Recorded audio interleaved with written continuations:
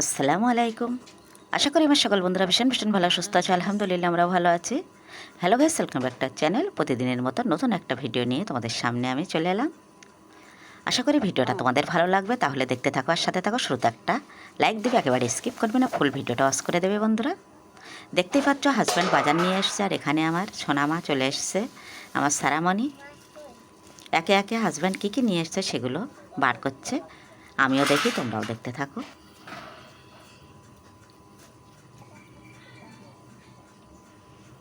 এখানে আমি ভাতটাও চাপিয়ে দিয়েছি, দেখতেই পাও তোমরা আমরা সেই মাটির উনান,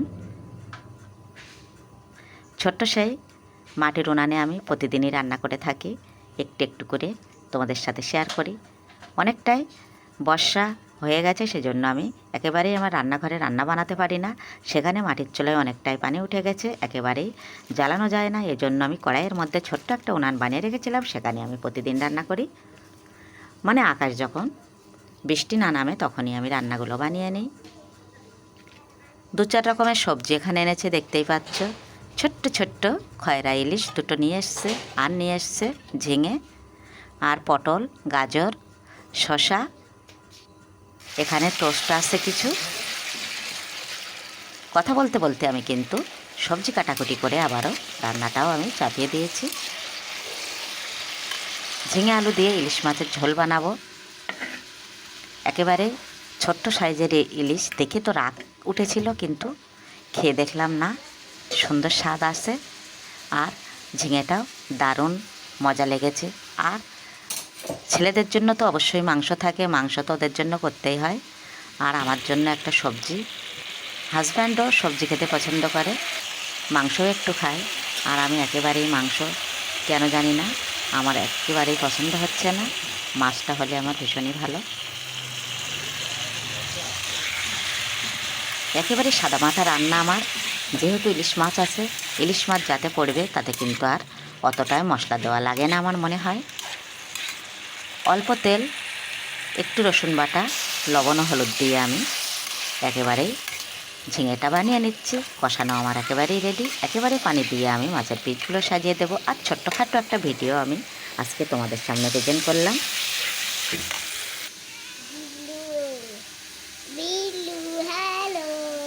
ভিডিওটা দেখে যদি এতটুকু ভালো লেগে থাকে তাহলে কিন্তু চ্যানেলটি সাবস্ক্রাইব করে আমার পাশে থেকে বন্ধুরা। যেসব বন্ধুরা আগে থেকে চ্যানেলটি সাবস্ক্রাইব করে গেছে তাদের কিন্তু অসংখ্য অসংখ্য ধন্যবাদ। যেসব বন্ধুরা সুন্দর করে কমেন্ট করো আমার ভিডিও দেখে, তাদের জন্য রইল অসংখ্য অসংখ্য ধন্যবাদ ও অনেক ভালোবাসা।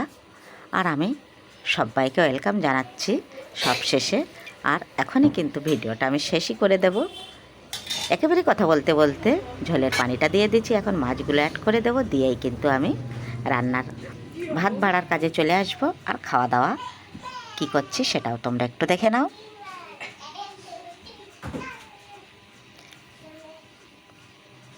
আমি কিন্তু একদিন বাদে একদিন ভিডিও আপলোড দেই বন্ধুরা, তোমরা যেন কিছু মনে করো না। আমি প্রতিদিনই হয়ে ওঠে না আমার, এজন্য একদিন পর একদিন আমার ভিডিও অবশ্যই আসে, একটু দেরি হয় কোনো দিন।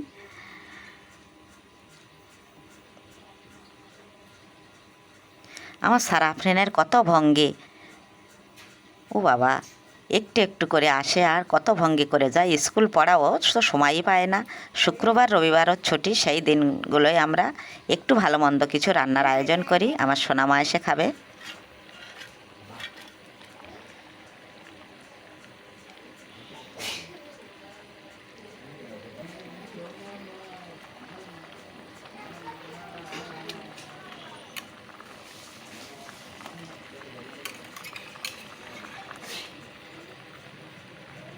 একেবারেই রান্না আমার রেডি। চলো বন্ধুরা এখন খাওয়া দাওয়া করে নেওয়া যাক। গরমা গরম ভাত,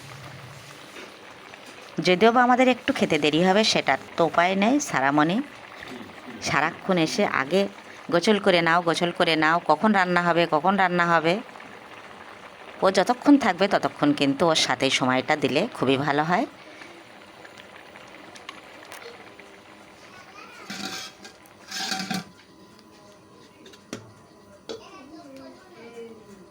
চিকেনটা তোমাদের আর রান্নাটা আমি শেয়ার করতে পারিনি।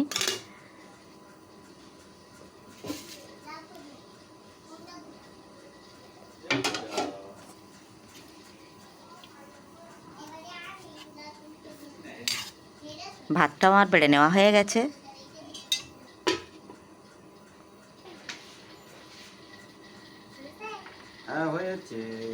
আমার সারাফরিন একেবারে দস্তরখান রেডি করে গেছে।